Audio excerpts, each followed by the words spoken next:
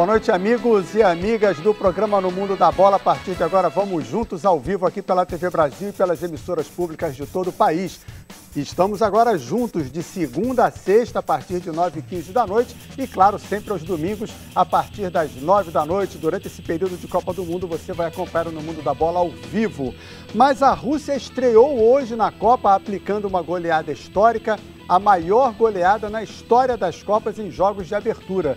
5-0 sobre a Arábia Saudita. Amanhã na Copa teremos Espanha e Portugal. E a seleção brasileira está definida para a estreia no domingo contra a Suíça. Para falar desses e de outros assuntos, estão conosco no estúdio da TV Brasil aqui no Rio de Janeiro. Ele que é campeão do mundo, pentacampeão do mundo na seleção de 2002 e fez aniversário no último dia 12 de junho. Parabéns, professor Antônio Lopes. E conosco também o nosso comentarista titular, como sempre, o Márcio Guedes. Com relação à pesquisa, nós não temos pesquisa hoje. O nosso WhatsApp está aberto para você mandar a sua expectativa com relação ao jogo do Brasil, para falar também dos palpites para os 3 jogos de amanhã, que a Rádio Nacional vai transmitir. Depois eu confirmo para você toda a programação da Rádio Nacional. E eu começo hoje falando exatamente de seleção brasileira, e perguntando logo ao professor Lopes essa expectativa para o jogo de domingo, seleção brasileira já definida, sem muitas surpresas, né, Lopes? Boa noite, parabéns mais uma vez pelo dia 12.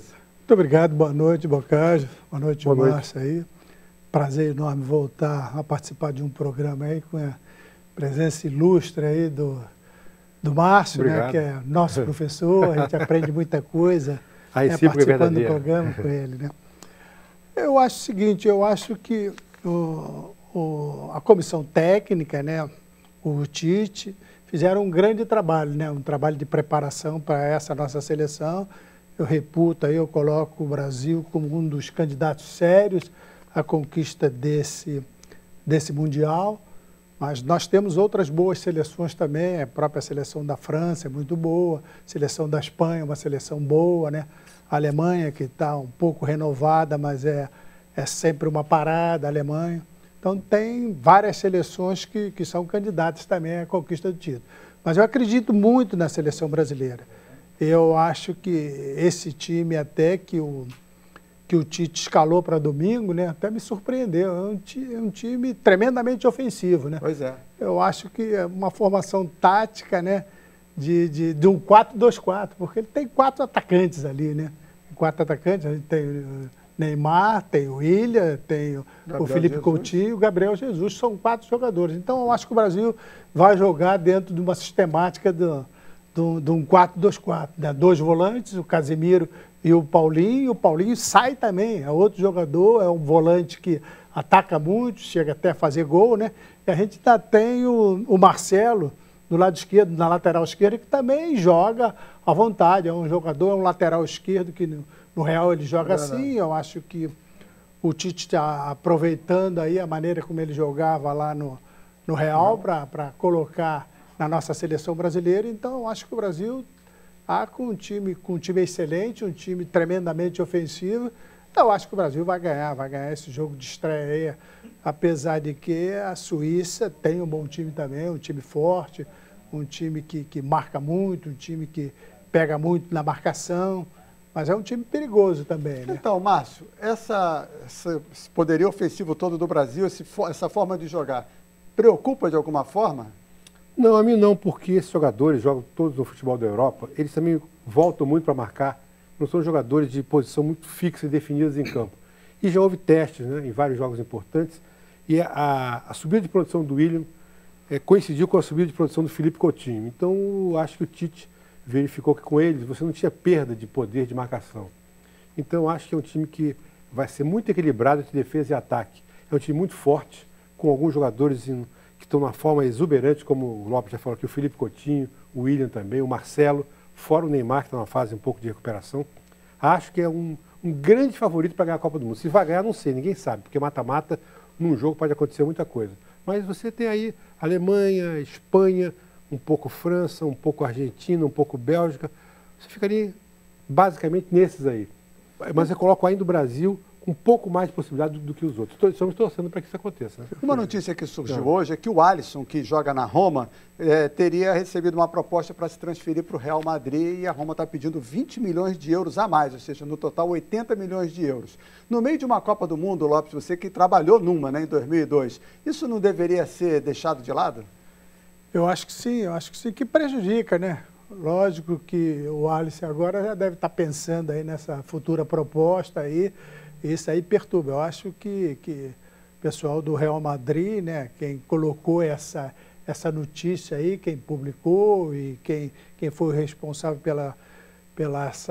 por essa notícia, né, para trazer a público essa notícia, eu acho que errou tremendamente. O Real está atrapalhando muito a seleção espanhola, a seleção brasileira. A gente vai falar sobre isso daqui a pouquinho. Bom, várias pessoas e até mesmo animais estão fazendo palpite sobre a Copa do Mundo. O mais recente foi o Falcão, o Rufus, que é de Wimbledon. E ele foi lá para fazer o palpite. O gato Aquiles já vai ser para os próximos jogos. Então nós temos uma foto do Falcão Rufus de Wimbledon e ele apostou no Brasil. Então temos mais um. O Aquiles, eu não sei, o Aquiles é jogo a jogo. O Rufus foi lá e apostou. Lembrando que o Wimbledon começa dia 2 de julho agora, daqui no mês que vem, e a final do masculino, ou seja, o jogo principal é no mesmo dia do final da Copa. Então vai dividir as atenções. Vai ser legal, vai ser o gato e outra Falcão, coisa, né? Márcio Guedes, diga lá, é o bigode. Olha só que situação bacana. Bigode da Esperança foi uma campanha lançada na Rússia e a gente está vendo aí, ó, mais de 12 mil russos no Instagram apoiaram a campanha por conta do bigode do Stanislav Cherchesov, que é o técnico da Rússia. Bigode dá certo, Márcio Guedes? Olha, dá, né? Eu acho que o bigode é uma coisa que trouxe sorte é um também, símbolo de virilidade e dependendo do tipo de rosto que você tem, ele pode até enfeitar. Agora, eu acho que, por exemplo, num rosto muito magro, estou falando de estética agora, o bigode nunca é bom negócio, não. Mas o bigode tem o seu valor. O seu bigode é da Esperança? O meu bigode nunca me incomodou, pelo contrário, sempre me ajudou. O professor Lopes usou bigode? Usei bigode muito tempo, né? E a dona Elza mandou tirar? Não, principalmente quando eu trabalhei no mundo árabe, né? Trabalhei no lá mundo é muito árabe, comum, né? né? No Kuwait, muito comum, né? Mas eu acho que envelhece um pouco, desculpa, Márcio, envelhece um pouco. Então eu passei a não usar mais o bigode querendo rejuvenescer. O que importa é se a dona Elza aprovou. Aprovou. Então isso que ela interessa. Ela não gosta de bigode, não. Bom, falando do jogo de abertura, a Rússia então goleou hoje a Arábia Saudita por 5-0. Uma surpresa, Márcio? Não, o placar foi um pouquinho surpreendente, mas a vitória da Rússia não. Até me surpreendeu bem a Rússia. Eu esperava um time mais duro, achei um time veloz, um time com boas variações. Gostei do nosso brasileiro lá, né?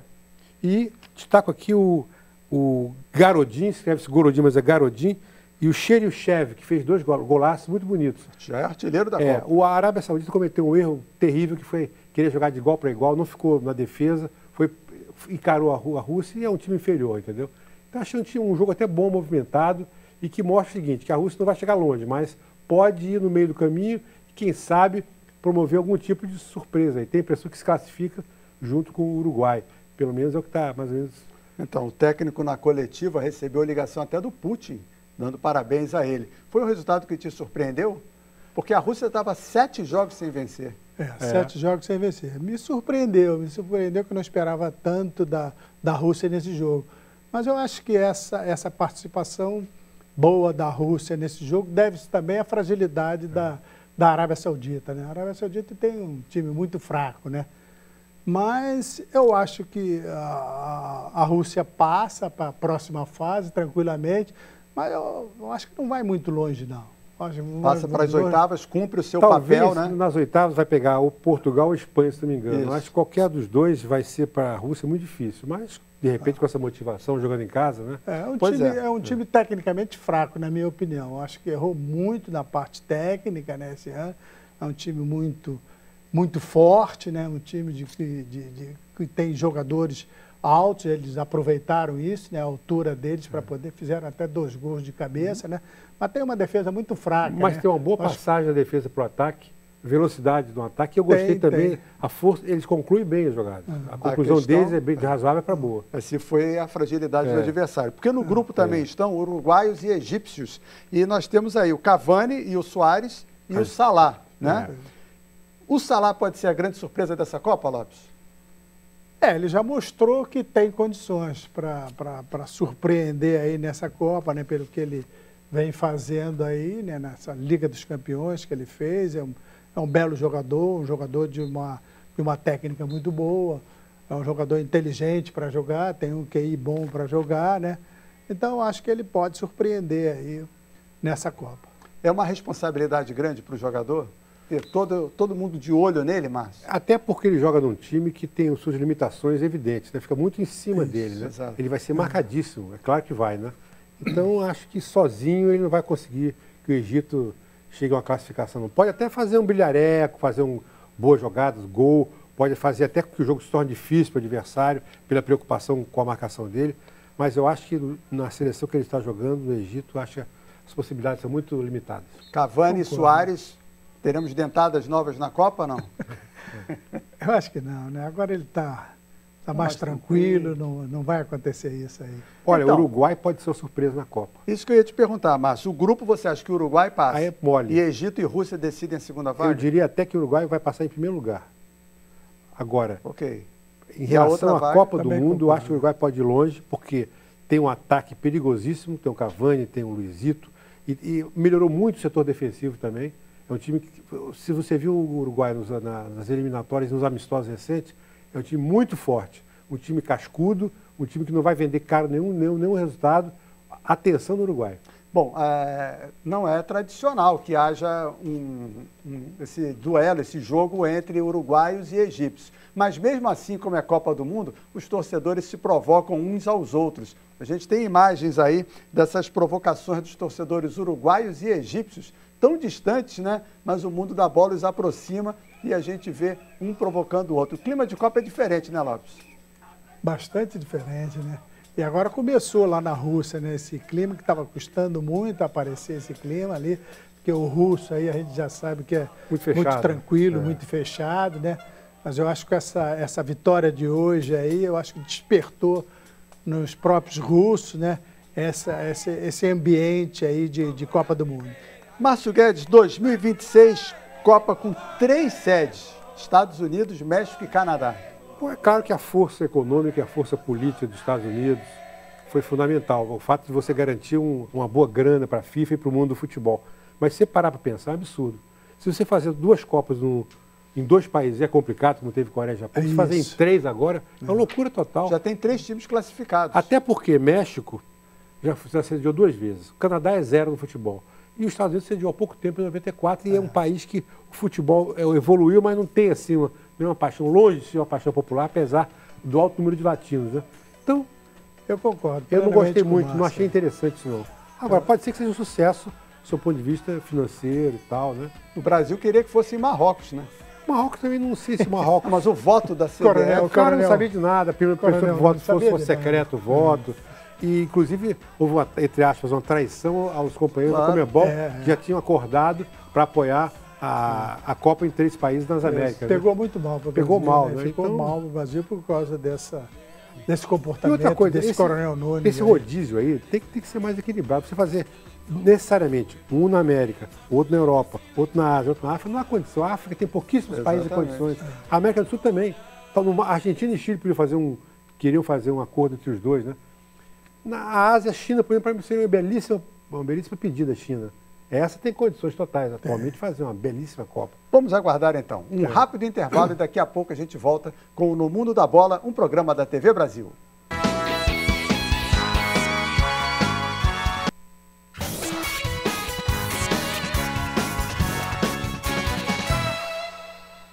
Estamos de volta no Mundo da Bola especial. Durante o Mundial da Rússia, estaremos aqui todos os dias, de segunda a sexta, de 9h15 às 9h45 da noite, claro, sempre aos domingos, de 9 às 10h30 da noite. Professor Lopes, a gente todos os dias vai fazer essa pergunta aos nossos convidados. Qual o jogo mais emocionante que você viveu, assistiu em uma Copa do Mundo?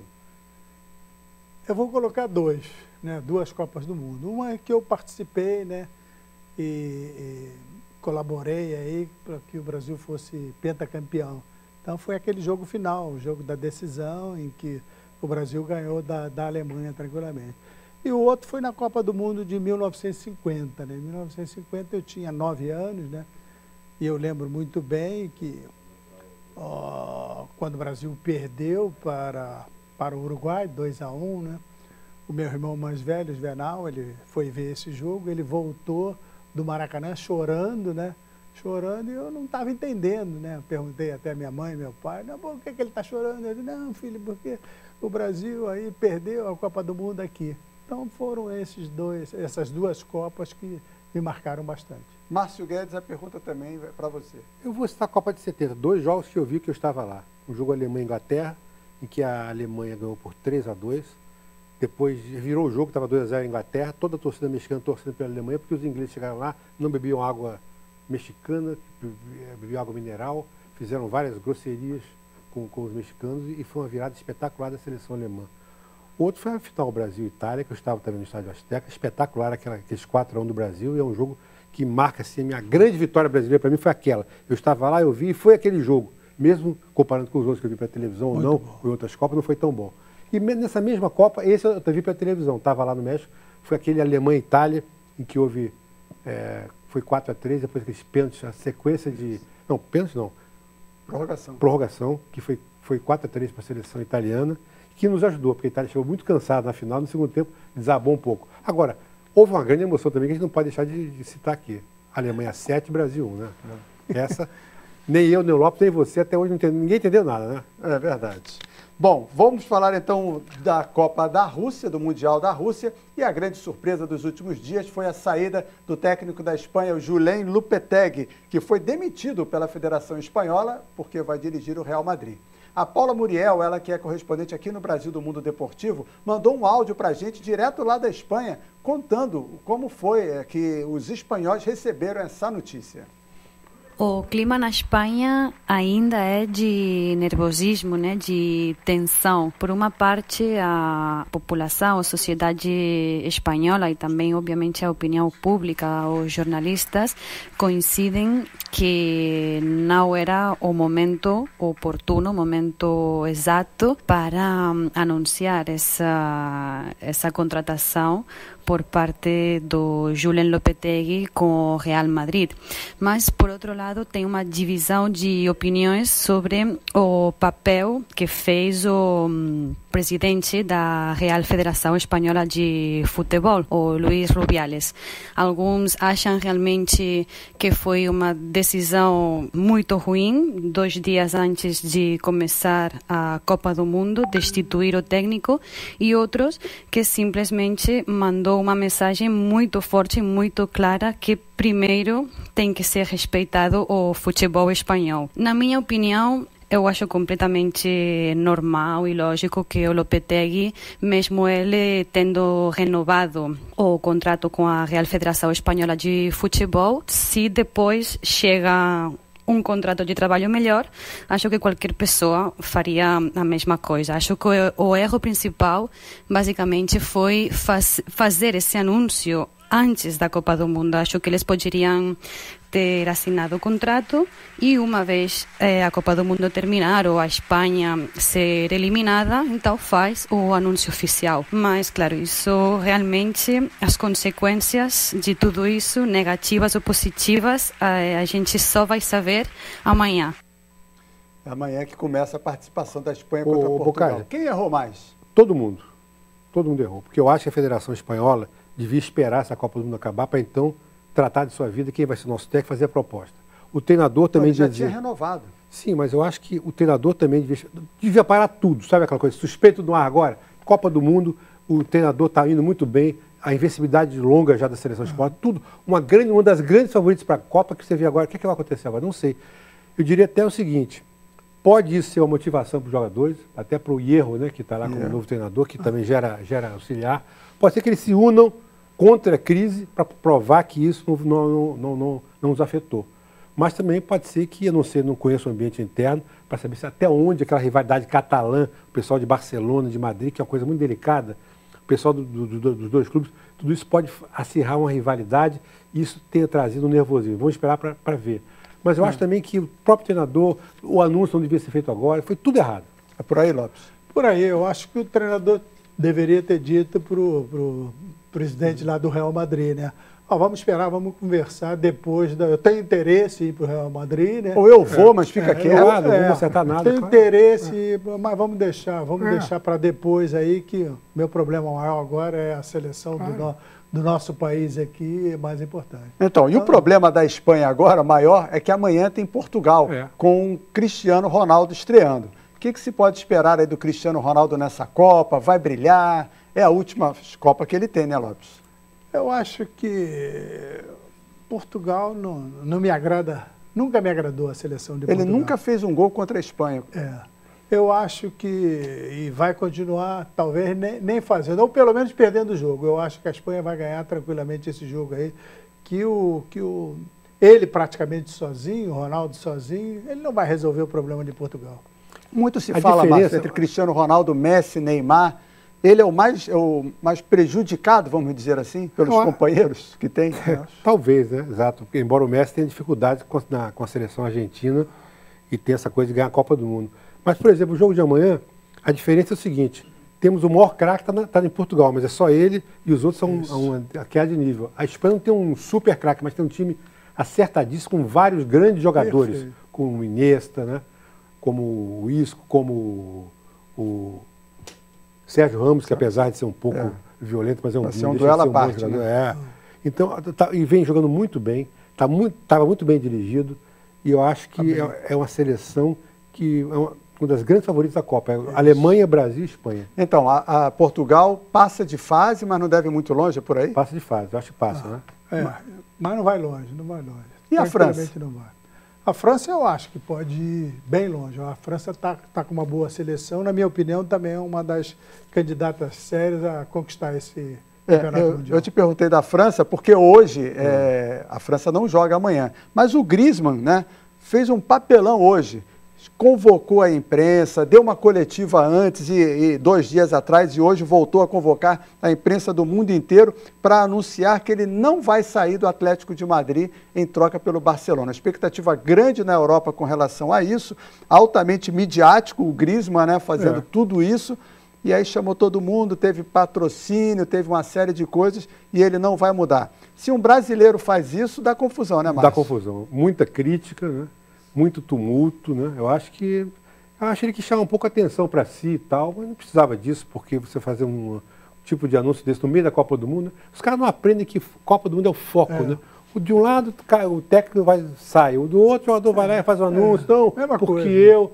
O que interessa a ele? Interessa agora deixar para depois. Para depois, agora terminou a Copa do Mundo, aí ele ia resolver esse problema. Uma coisa que o Neymar agora é convocar uma coletiva e dizer, o negócio é o seguinte, eu estou achando que eu tenho que ir embora do PSG mesmo, porque lá não dá para mim não. Então, já pensou a repercussão que seria, né? Não dá. Por outro lado, o Griezmann continua no Atlético de Madrid e o Guerreiro, que conseguiu ser liberado, pelo menos na estreia, não entra em campo no banco, Lopes. Está barrado, virou banco. Pois é, por quê? Ele não é o maior artilheiro da história do Peru? Eu não sei, aí fica muito difícil para a gente responder, né? Mas deve ter lá, o treinador, né, deve ter suas razões para ter tomado essa decisão. Mas você acha normal isso? Eu imagino, não posso falar porque não estava lá. Aqui nos treinamentos o Guerreiro tenha mostrado algum tipo de uma forma deficiente, falta de entrosamento, ou ele queira lançar no meio do jogo, mas porque, até onde eu acompanhei a seleção peruana, eu acompanhei bem nas eliminatórias, era uma seleção que tinha um ataque perigoso e tinha no Guerreiro um ponto de referência fundamental. Não só pelos gols que ele fez, mas pelas assistências que ele dava. Então, o nível do Guerreiro é um nível alto, um nível até acima da média da seleção peruana. Então, vamos esperar para ver. Fazer um registro aqui no nosso WhatsApp. Olá, Bocage, estou assistindo vocês aqui de Montevidéu pela Parabólica. Amanhã, após o jogo, eu mando para você um comentário meu sobre a estreia da Celeste. Então, os saludos de Martim Gomes de Freitas, direto lá de Montevidéu. Obrigado a você que nos acompanha e viu que o Márcio aposta no Uruguai. Estou muito otimista. Acho que o Uruguai o Uruguai, quando não está bem, faz uma grande campanha, imagina agora. Imagina agora. Muito bem. A Rádio Nacional vai transmitir 56 jogos da Copa ao vivo. Você acompanha. Amanhã, a programação começa sempre 30 minutos antes do horário marcado para a partida. Então, 9 da manhã, Egito e Uruguai com o André Luiz Mendes. A programação começa às 8h30. A partir do meio-dia, Marrocos e Irã com o Rui Fernando. E às 3 da tarde, Portugal e Espanha com o Ricardo Mazella. Chegou a hora de vocês participarem da brincadeira, né? Egito e Uruguai, Lopes, qual o seu palpite para esse jogo? 2-0 Uruguai. Vou anotar porque amanhã eu vou cobrar, é claro, né? O Lopes apostou Uruguai 2-0. E o Márcio Guedes? Sigo o relator.